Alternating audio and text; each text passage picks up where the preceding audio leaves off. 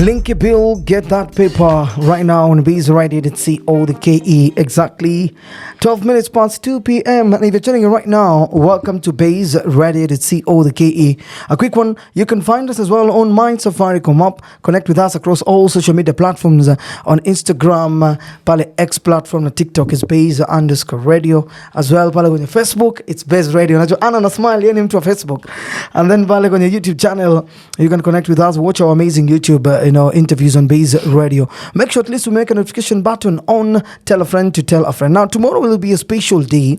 It will be International Women's Day, a day whereby we celebrate, the focal point in the women's right movement. International Women's Day give focus on the issues such as gender equality, reproductive rights, and violence and abuse against women. The theme of 2025 celebrating International Women's Day is Accelerate Action, emphasizing the agency of expedite progress towards gender equality. This team calls for swift, decisive measures to address systematic barriers and biases affecting women in various phases. Allow me to introduce to you one of the women in the society, a good friend of mine, championing, fighting for women in this society. Anne, welcome to Baze Radio at CODKE. Asante sana for hosting me today. How's your afternoon going?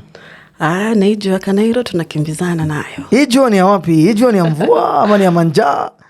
Siko sure, labda nataka tu hustle zaidi. Yeah. And your journey is truly inspiring.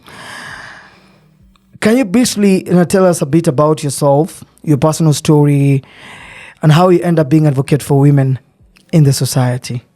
Thank you for hosting me, Kido. My name is Mitu. I am a fashion designer. I am a woman advocate. Also, I do a lot of community work as well. I'm a mother of 2. And kwa society wananiita champe kidogo. Yeah. So basically what I do is I'm the founder of Young Mothers Africa. It's a community-based organization that based in Kamkunji.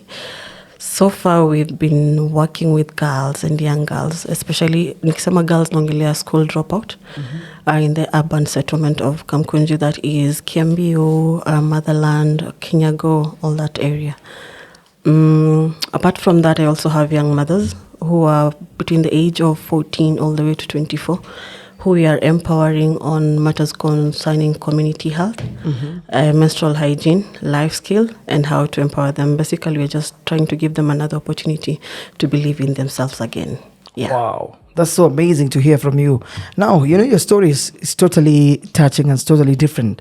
Losing a partner at age of 19 must be very difficult for you. How did your experience shape your mission to support young mothers? My son right now is turning 15 November. So does imagine ni mtu nikitembea barabara na kabradha yangu manzi. Anaanza kaboy wako. I know, msia anasemanga sasa alafu anambondea ako like ni madhangu. But for me, I know most people would ask me, and mbono ulipata ball mapema hivyo, you get. And we always have an option for girls and women who get pregnant early. Uko na option ya kuweka ball na kutoa at the end of the day. So for me, I chose to put mine because to keep my pregnancy, because sikutaka go down the abortion side, because we all know options ni mbili, it's either urudi ama uende. Ama mwende wote we na mtui. So after finishing high school, I got pregnant. And it was a road that I didn't sit well with my parent. And I remember my dad akiniambia, unajua ulikuwa kwenda kampuni, niko like, hey daddy, sasa tutafanya nini? Niko like, tutafanya aje? It is you, not tuta. But all in all, a year later, I lost him. And now I'm seated there 20 years. Niko na mtoi, actually amepass au juu nafaa usongeaje uendeaje ujaipiga mboka in any way. So nakumbuka nikijaribu kumanuva kwa ground, and I think that's the time we met back then. And niliingia kwa industry ya acting, and I used to have a few roles. I was a professional extra. Tulikuwa tunaenda certified. Tulikuwa tunaenda kutafuta hiyo 500 kwa bidii yetu yote. But it is well. Up until actually, during those days, ndo nilipata a supporting role of a character called Shiro. Shiro alikuwa demo 16-year-old anaishi kwa slums na alikuwa na mtui. So the character that I got actually matched somehow with my own personal life story. And that's how I started Young Mothers Africa. Wow, amazing. Remember in studio, I have one and only Anna Mitu, Young Mothers and Africa Advocacy. We're going to come back with more in the next few. Remember, today we're celebrating our women because tomorrow is a special day. It's International Women's Day. Do the Nawe, Charisma Jarai, up next for you. Keep it Baze Radio.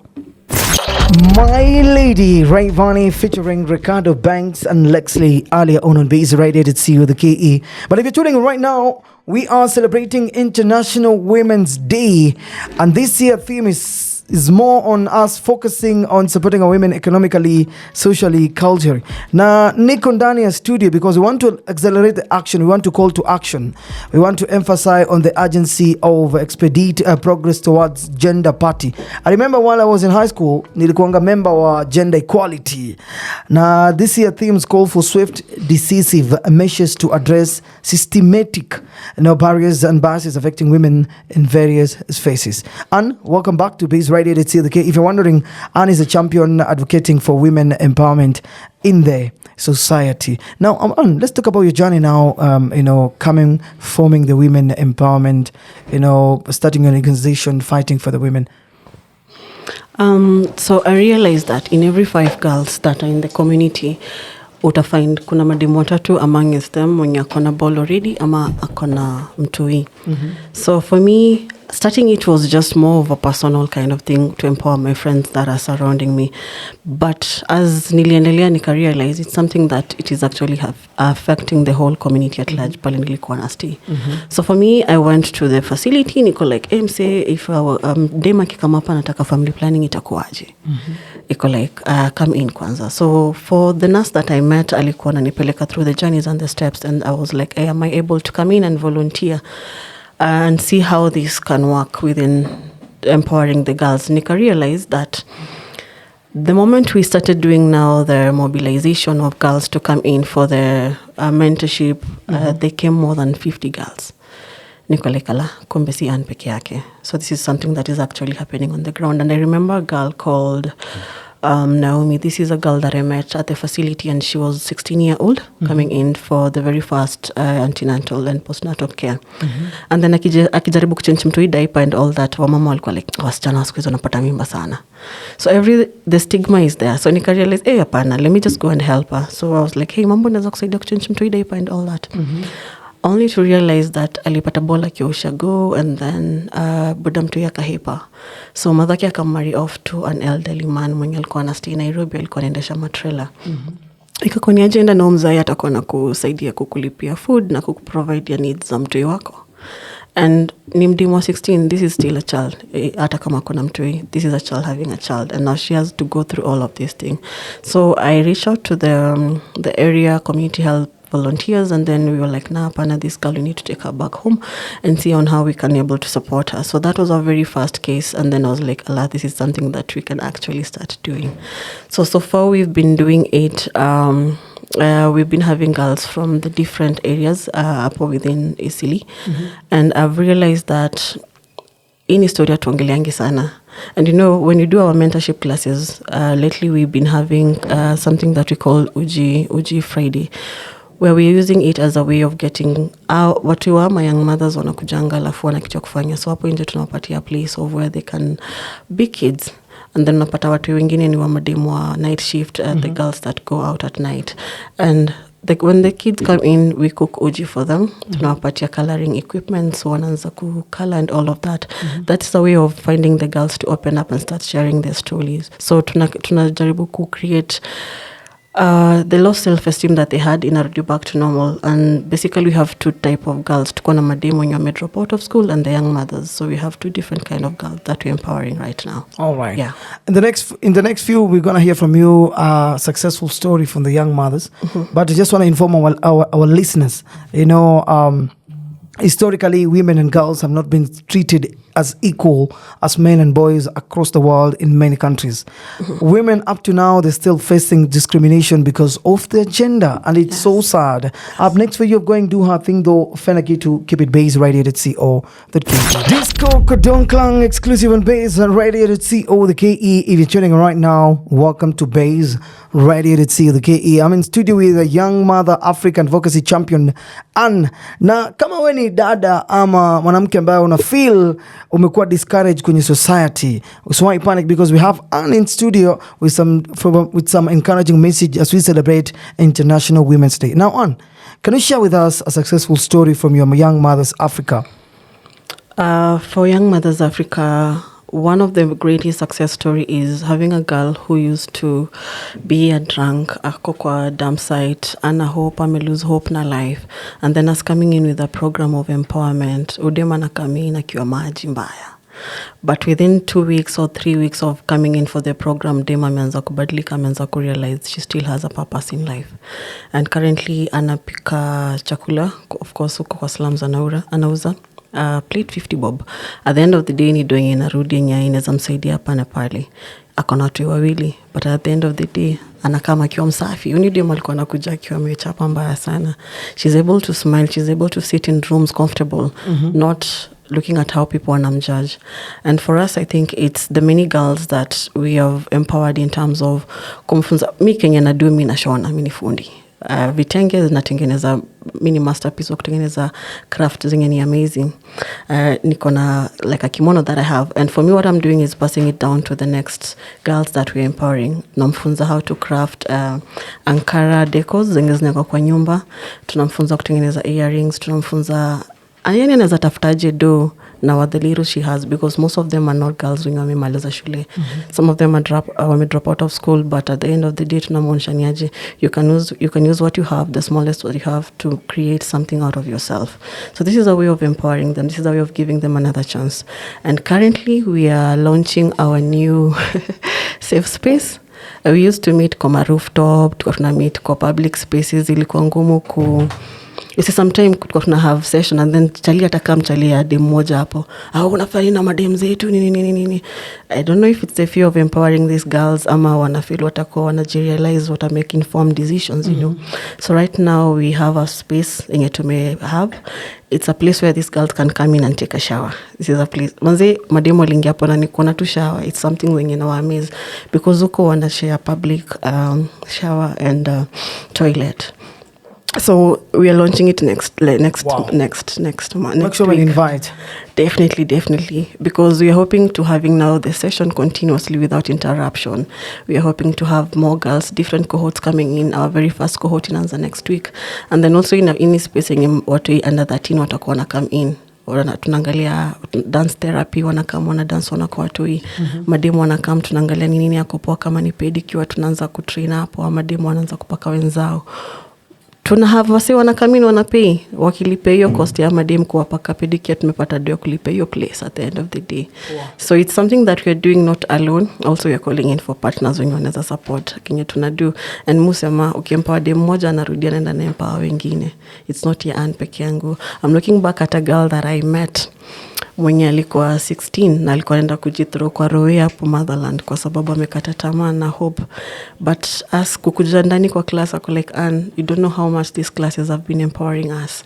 So hata mimi wakati nakaa hivi imenibit na shindwa ndalipaje hizi bills zote za hiyo center, nikikumbuka kuna dimpa hali anakaa kijuliza Friday itafika lini niende tu kwa hiyo space na kuempower data mimi mwenyewe. Yeah. Wow, so amazing. We have more coming up in the next year, but for now, just to inform you, for the thousands of years, our women have faced discrimination in many societies across the world. For example, in the arts and Rome rules created by men ensured that women had no public voice and role in the public life. As well, during the Confucian philosophy in China, suggesting that women had less status than men.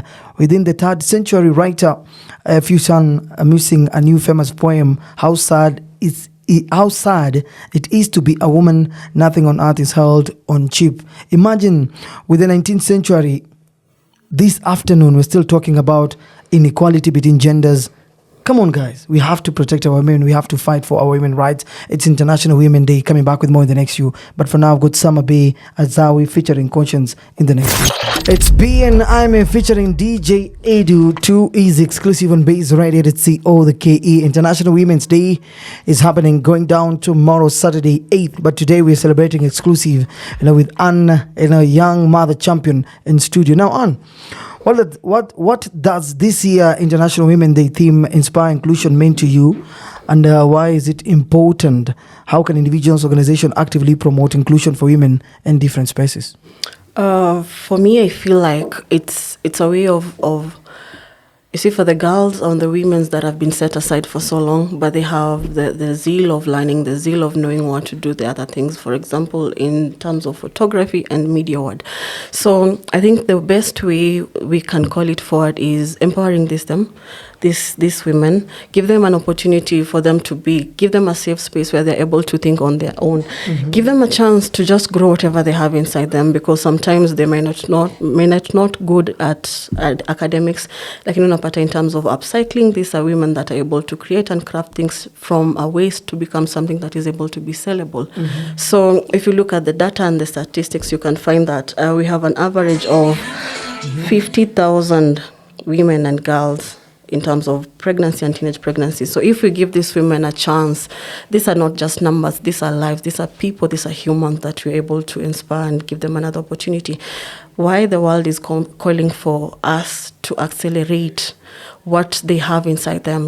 This is giving them an opportunity ya kukuza kenye iko ndani yao. Unajua, sometimes mdema anaweza kukopoa kwa football, unajua, and then unasema lazima kwe akopoa kwa vitu za hao.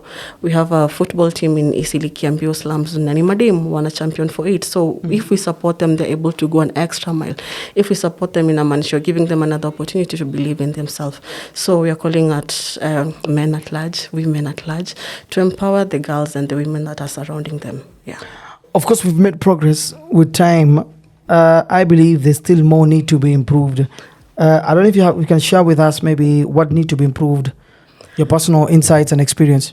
For me, I think the very first thing yenye nilipenda kwanza ya Safaricom ni wali create space, back them wali create space ya mothers wenye wanawakapo, wali create space watu wao wanaweza kuja working place na waangaliwe vizuri.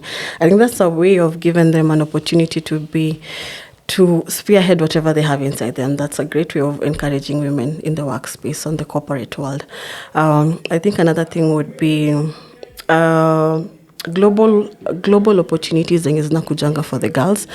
Sometimes unaweza pata mdema drop out of school, but amekuwa go for online training and all of that. That is an equipped person that you're able to give them an opportunity as well to showcase whatever they have. Yeah. And how can we overcome these barriers? Because our women still face the same challenges every day. How can we work to overcome all this? I think one, celebrating the ones that are already championing for the women empowerment and all of that. And another two is giving them opportunity to showcase whatever they have. 3 will be believe in them. Believe in them, because when you believe in a woman, she's able to catapult whatever you have given unto her. Unajua, hata ukiangalia madhe kwa hao, madha kondo alikuwa anaweza kumultitask na kufanya kila kitu at large. Madhe aliamka alifanya 1 2 3. If you believe in them, we push an extra mile. That is another opportunity that umewapatia. There are few companies that are led by women. Ukienda kwa table wase wana discuss, ukisikia hii company imelidiwa na mwanamke uko like she's not able to deliver, give them an opportunity. You'll never know if you don't give them at the end of the day. And I think one thing that I would love to celebrate most ni Gen Z right now. Madem Gen Z wanajituma mbaya. Huku nje unampata dem TikTok anauza karibu kila kitu isipokuwa damu. So yeah, this is I think I'm celebrating the upcoming women. They're doing amazing work huku kwa space, ikweni kwa siasa, ikweni kwa corporate. These girls wanajituma, and I think as we continue to empower them, we are raising a generation that is able to stand up for themselves. Amazing. Yeah. Do you have someone you want to celebrate? For now, I think my mom. I recently lost my dad, And sorry for your loss. No worries. I recently lost him, and nikiangalia madhe amekuwa akifanya kazi ya maana sana, and every time I have an opportunity to do things with women, I go back and celebrate her. I go like, hey mom, bedhe kesho nafanya 1 2 3, and amekuwa kinipush. Also, we are celebrating the women in the public spaces, especially this time hospitali za Kanjo. The woman, the nurse that gave me an opportunity to do what I'm doing today, she's called Lois. She's a good nurse, and najua hata asikizi saizi, but tomorrow tukona yeye. We're going to celebrate at her workplace because her opening a door for me imeweza open doors for many other women as well. So yeah. All right, amazing. Now you've heard it from Anne. We're giving you an opportunity as well to my Baze Radio listeners. We're celebrating, International Women Day. Do you have someone you want to celebrate today in the society championing, fighting for women equality? Let me know. Text me, WhatsApp me, call me. Even you can send me a voice note on 0716250933. Up next for you, I've got Gem V featuring Idi Aziz, Kenyan girl. Keep it Baze for more. Wow, what a beautiful... Is it a poem? Is it a song? I feel it's more like a poem. It's more than a poem. Yeah, that was B and Ime, good vibes. And yesterday we saw B and Ime celebrating 5th anniversary together with lovely wife Chiki. Amazing. Kwako mapenzi? Tukishika mapenzi. Ukishika. Utaifanyia nini? Hata tujue tutaulize ilituacha wapi sisi wengine, but it is well. Syllabus ni tofauti, I see. Acha tu. And let's talk about teenage pregnancies. It still remain a major issue. What do you think? Do you feel like we need more strategy to introduce and reducing, the issue and engaging communities in making this effort? Yeah, most definitely. I think if we are to have peer mentorship, inamaanisha tupate an example na Gen Z, sawa? Gen Z, ukimmentor moja kwa peer mentor, anaweza kuongelesha madem. Kwa nini? Because sometimes it cut across when they hear from their own peers. Mtu mzima ukimwambia sana na kanikani lecture, unaget huyu amekuja kunipasha. So that would be a way of mitigating. That would be one of the way. The second one, I think it's the misconception of, I believe that if you're sexually active, you should be open up for having a conversation towards family planning. Because if you did not plan for your first kid, definitely you really need to plan for the second one, because manzizi vitu zutokelezea tu. That is a topic of discussion. Another thing is for us to allow age-appropriate sexual discussion talks.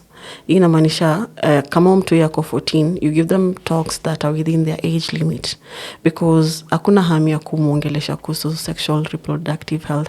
Sometimes mi huambia wazazi, if you feel you're not comfortable to have such conversation with your child, mtu yako na uncle yake mwenye anapenda, ama auntie yake mwenye wanasikizana, use that uncle or aunt to pass the message to them, because usipomwongelesha online atapata content online.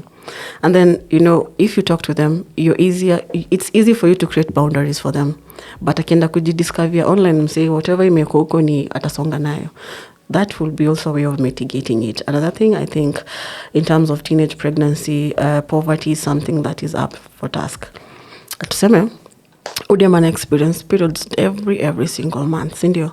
Anahitaji sanitary towel. This is something that we've been discussing over and over again about sanitary towel. By now, tunaziongelelea. Kunafaa kuwa na so many dispensers za sanitary towels, kuna so many dispensers za free condoms. Unaget? Ukiingia kwa mahosi, I think za Kanjo, most of them utapata dispensers za CDs ziko huko. But you'll hardly bump into one yenye sanitary towel. So, this is something that inafaa kuina happen. Unapata demba laendea katafute kwa msewa boda, msewa senke. Kunafaa kuwa na places ineko. I think that is one of the things that tutoka tuna set up kwa center yetu. Kutakuwa na dispenser. We'll be asking people to donate sanitary towels. Whichever brand, nyi kujeni mwagi hapo sanitary towels. Ndo mademu wakikam wasikose. Ndio kikosa lazima atumie kitu. And mademu watao si rahisi atumie cotton na manguo. Either way kuna wenye wanatumia as well.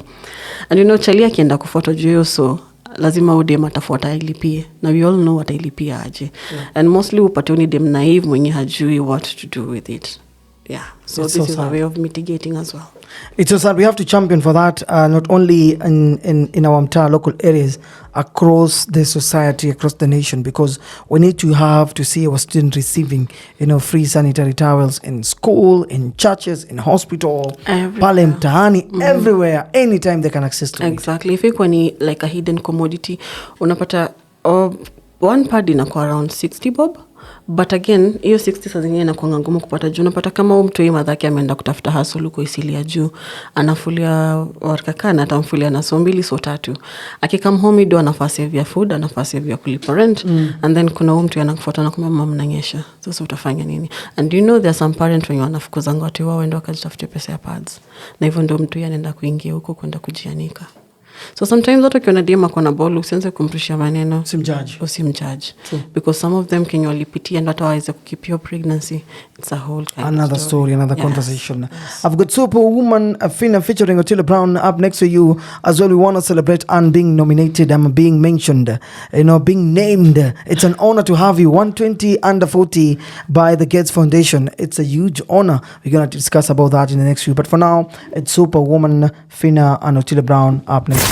Welcome back. That was Njoki Karakaru Heaven exclusive on Baze Radio at CO the KE.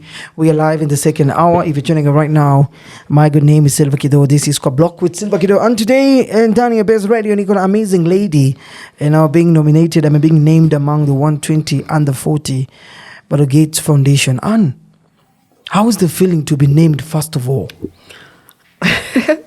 It is an honor. You see, when you do your work, sometimes you're doing it because you just want to encourage or inspire one other girl. You don't do it because someday utakuwa nominated ama utakuwa celebrated, But it is an honor to be celebrated. I also received another one this year. Wow. Based on the curriculum that we do with the girls. It's a nomination under schools, World Schools Summit, and it's supposed to be in Dubai. Yes, in April. I think when your work is acknowledged or celebrated by people, you feel like ujasaulika hata wewe. Kuna se wanaona kinyo unafanya hata kama kinyo unaifanya iko na huko ndani kwa slums, because mwambi wase pali na work barabara ilifika mwisho, but nimeona kwetu kumekwa lami siku hizi. Yeah. Now, I just want to understand from you, how does this recognition now mean to you as well, Pia? How does it influence now your work? I think one, it becomes an encouragement also to the girl that I mentor, because they see a platform where their work is being celebrated and is being appreciated by the world, 2, I feel it's a good positioning also for myself and for the work that I do, especially in terms of fashion and also in terms of the community work that I do. Also, it gives you a platform where you feel like whatever you're doing is authentic. Si utapeli unafanya masi mambo mengi unadu. Because sometimes there's so many things that happen in the community, in the organization world. So for me, I feel like it's an opportunity to also have people join forces with what I do. Because whatever she's doing is genuine. Let's go and support her. Yes, and legit. Yeah. Vijana Barabaro featuring Sedo up next for you. Keep it Baze Radio at CO the KE for more. Rayvani featuring Zuchu, I Miss You. Exactly 26 minutes past 3 p.m. If you're tuning right now as well, you can connect with us across all social media platforms. Pale kwenye X platform is Baze_radio. Instagram, TikTok as well is Baze_radio. Follow us, like our page at Facebook page. It's Baze Radio. Remember, our YouTube channel is on and active. We have recent uploaded exclusive Baze Radio interviews on our Baze Radio YouTube channel. Subscribe, wake up button on, notification button yako on, and tell a friend to tell a friend. Vile you can connect with me directly.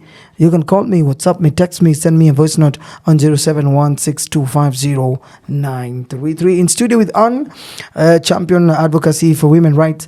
We're here in studio to discuss more, to celebrate our women, because tomorrow is a special day. It's International Women's Day. International. Do you feel like we've done enough to celebrate our women out there? As munajaribu, we are trying, and let me first celebrate 2 or 3 women. Jerry Wamigwi, she's behind Usikimia. Madam anajituma mbaya. Jerry nule moja anakuanga maandamano? ana deal na mademu wenye mostly wamego under gender-based violence, raping and all that. Ako Kayole Soweto. And also Rosemary, she's the CEO of Studio 62. To support sana last year manzi. And just to read something yenye nimebump hapa online ya celebrate women. No worries. Woman, I celebrate you who cannot be you just because the norm and culture say so. I celebrate you because you're not able to be female enough because some of you do not acknowledge your beauty. Celebrating you today because you're born as a leader and even though you have to fight it so much, you still are able to thrive. Wow. So we're celebrating women all over the world. All over the world. What message do you have specifically for women, especially young mothers who feel discouraged? One thing that I drive from my own personal is leo kama ijawak kesho itawak. You have to believe in yourself because nobody else is going to believe in you, darling. You have to see one thing I say is before you became a mom, kuna ile dream ulikuwa nayo as a young girl. Go back to that dream. For me it was making clothes na act, you know that, right? And if you give up on yourself, the world will give up on you. No matter how many times you fall, pick yourself up. Autajua usipojiinua tena because saa zingine ukibaki hapo chini utalia na kumbe ulikuwa umebakisha 2 few steps ndio ufikie manzi. Lazima ujitume yako yote na usichague mboka ni mboka. Wera that's very true. You've heard it from Anne. Tuna maintain hivyo Saru Triamio. Up next for you, keep it Baze Radio. Let's see all the KE.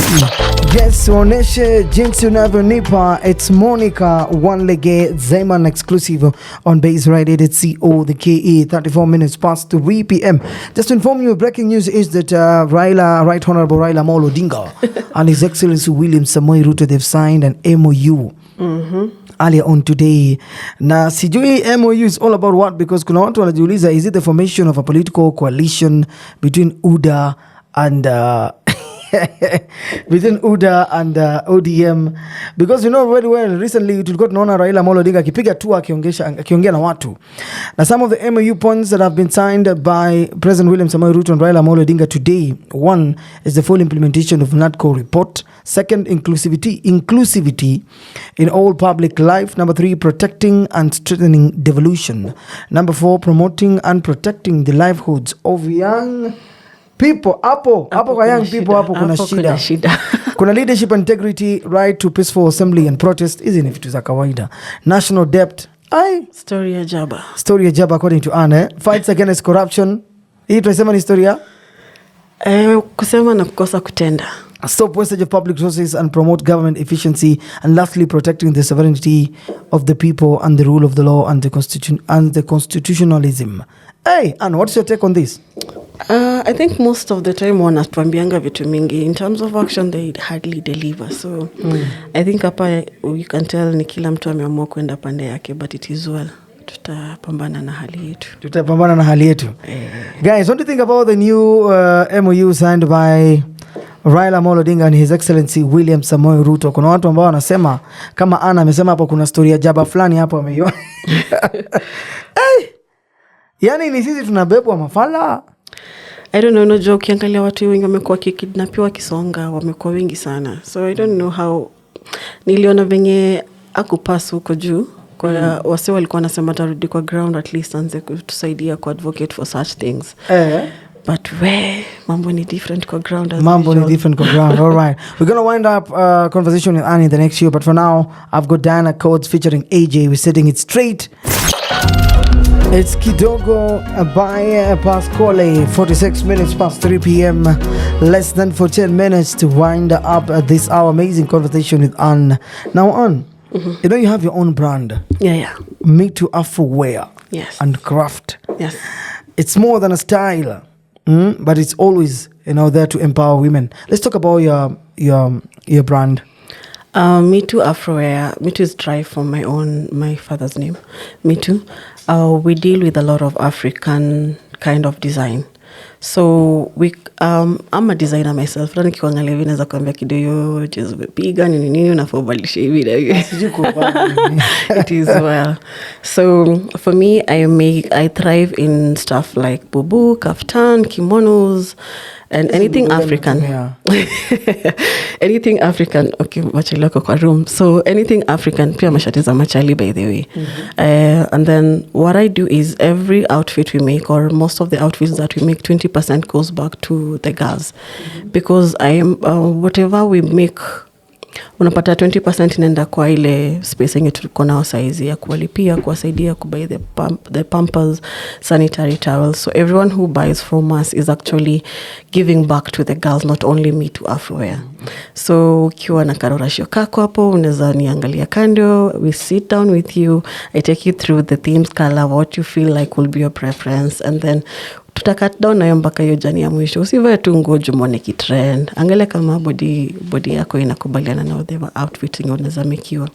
So yeah, if it is churches, praise and worship teams, niko poa ku blend colors, ndakwambia inaenda na hii hapana manzi unachonga, you get. So and at the end of the day, a percentage goes back to giving, to saving the girls. So yeah, Mitu Afrowear on Instagram, Mitu Afrowear on Facebook, kila pali ni Mitu Afrowear. Do few of the women now got a chance to work with you? Definitely. That's why we're doing it, and that's why we're also having the workshop down there. So right now I have like 2 to 3 of them when you want to tengeneza earrings and hand bags. And also we are making head wraps as well with them. So whatever I'm doing right, I'm passing whatever I know to them. Ndiko ya continuation. Also it's a way of empowering them, because udema atatoka na do yake pia akienda home.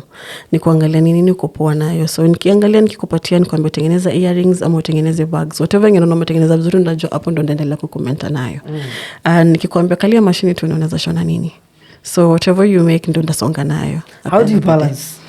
As a designer, actress, change maker. It's crazy, but I try. Kama leo nimeamka mapema, of course kushughulikia watu and all of that, and then kutoka hapo nikaenda job, nikaangalia there's an order I have for a few churches, praise and worship team. Nika go through whatever imetengenezwa, Kenya imetengenezwa, is it what I want, is it what I like. Friday and Saturdays nimeweka special aside for the community work that I do. So Friday and Saturday utanipata kwa ground, the other days utanipata nikikimbizana na fundi, all of that. So I find my balance somewhere there in between. You have to be a balanced woman at the end of the day. So unajua madhako kwa nyumba, anapika, anaosha, anafanya, we are women. We are able to do a lot at the same time. Amen, great. Tuendelea kila mtu many is up next for you. Keep it Baze Radio to see you the Nita Zumunai, Yami featuring Buso. We've got less than 3 minutes to wind up this conversation with Anne. And by the way, any upcoming projects? Yes. So next week on 15th, we're going to have our launch. And I launch in Amanisha. We'll be launching 2 programs. One is for the girls, for the school dropout. We have a program called Linda Dada. This is basically kuangalia whatever they're able to do, just giving back to them. The other one, on Saturday, we're going to be having program ya watoi under 13 years old. This is now equipping them not to become wasingia kwa hiyo lineage ya teenage pregnancy. So we are curbing it at our Dogo 13 kuteremka chini. We'll be doing free ujis for them. We'll be having a session by the kama mko na vitabu kujeni mdonate, kama mko na manguo leteni. Also we'll be having a menstrual hygiene program for them. So another one we do every year, quarterly, we do free medical camps, mostly in the informal settlements. So this year we're going to do, next month we're going to do a very fast free medical camp. So if you are a corporate or a company that you'd want to come on board and support what we do, we are open for such suggestion. You can link up with us. My name is Mitu on Facebook and Mitu on Instagram. And Mitu on X and Mitu as well as on TikTok. The page of our organization is Young Mothers Africa on Facebook, Young Mothers Africa on TikTok, all social platforms.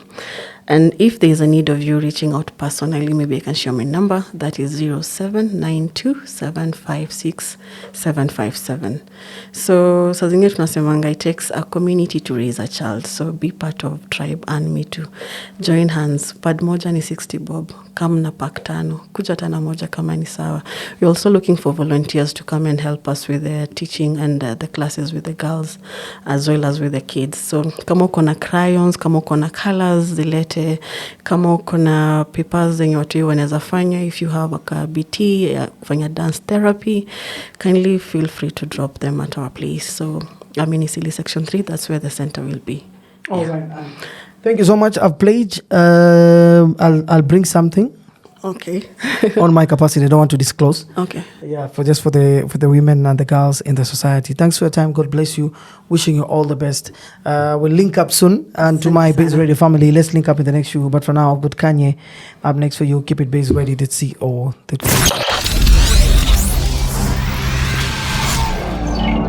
This is Baze Radio. We are 254 to the core.